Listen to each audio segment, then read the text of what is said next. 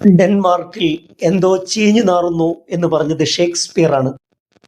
നടി കൊട്ടേഷൻ റേപ്പിന് വിധേയമായ കേസിൽ നടൻ ദിലീപ് ഉൾപ്പെടെയുള്ള ഗൂഢാലോചനക്കാരെ വെറുതെ വിട്ട പ്രിൻസിപ്പൽ സെഷൻസ് കോടതിയുടെ വിധി വന്ന ശേഷം നാട്ടിൽ നടക്കുന്ന ചർച്ചകൾ കാണുമ്പോൾ ഷേക്സ്പിയർ വാചകം ഓർത്തുപോവുകയാണ്.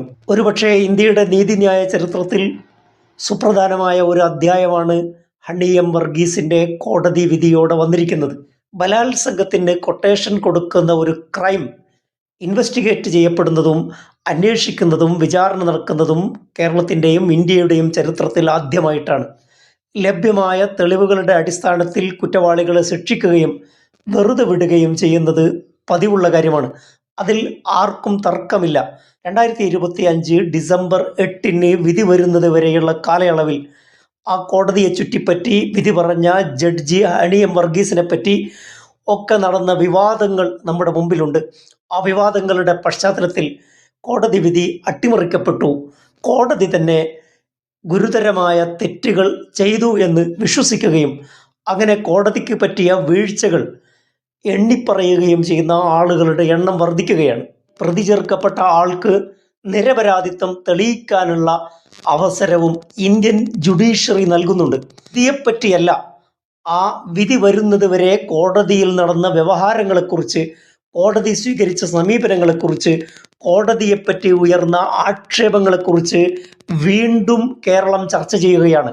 ആശാസ്യമല്ലാത്ത കാര്യങ്ങളാണ് കോടതി വ്യവഹാരങ്ങളിൽ നടന്നത്. വിക്ടിമിന് വേണ്ടി ഹാജരായ മുഴുവൻ ആളുകളും പറയുന്ന കാര്യം ആ കോടതി വളരെയധികം പക്ഷപാതപരമായി പെരുമാറി എന്നാണ്. എട്ടാം പ്രതി ദിലീപിൻ്റെ നിയന്ത്രണത്തിലായിരുന്നു ആ കോടതി എന്ന് പറയുന്നതിൽ പോലും തെറ്റില്ല.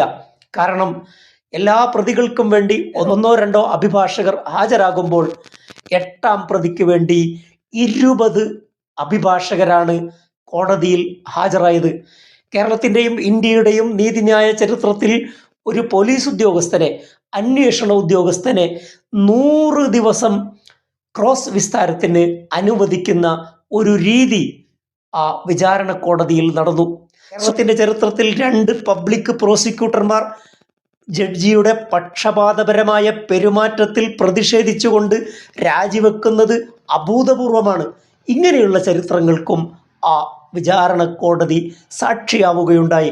അതുകൊണ്ട് തന്നെ ഡെൻമാർക്കിൽ എന്തോ ചീഞ്ഞു നാറുന്നു എന്ന് പറയുന്നത് പോലെ ഹണി എം വർഗീസിൻ്റെ കോർട്ടിൽ എന്തോ ചീഞ്ഞു നാറിയിട്ടുണ്ട് എന്ന കാര്യത്തിൽ സന്ദേഹമില്ല.